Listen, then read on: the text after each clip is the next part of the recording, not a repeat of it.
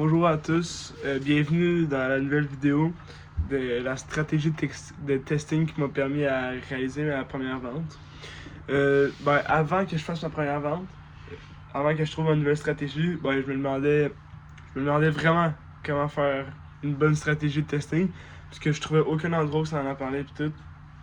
Puis ça disait tout le temps dans le même truc différent. Puis je dis pas que la mienne ça meurt, puis c'est sûr que c'est loin de la meilleure.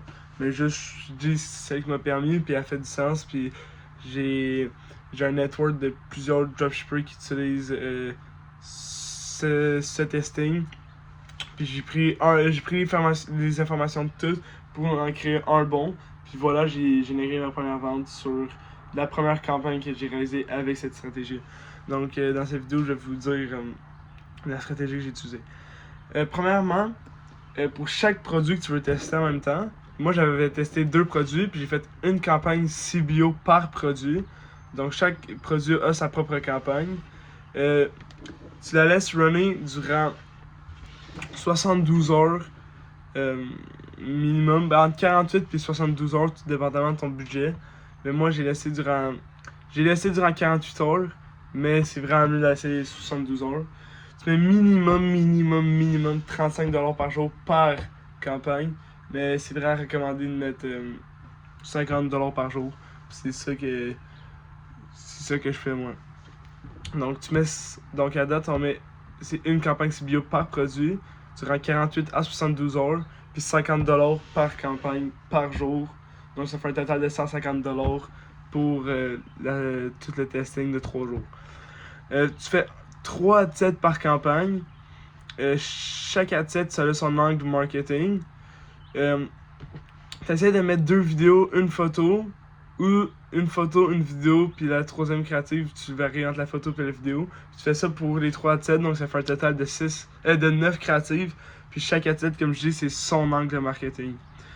Faut que tu choisisses un bon angle marketing avec des créatives qui correspondent à cet angle marketing-là. Puis tu varies les formats.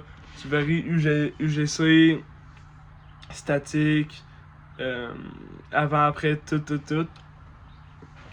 Puis c'est ça, puis tu mets pas 2 fois le même format dans le même adset.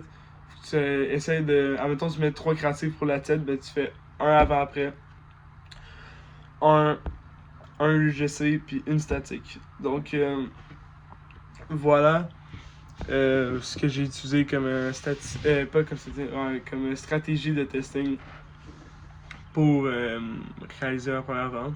Puis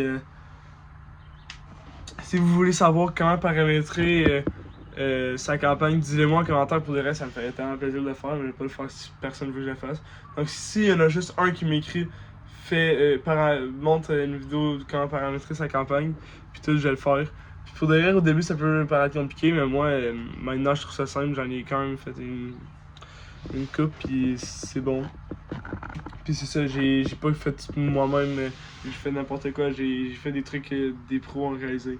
Puis aussi, je peux même faire une vidéo de moi qui fait une créative tout court pour un produit, une créative vidéo, photo.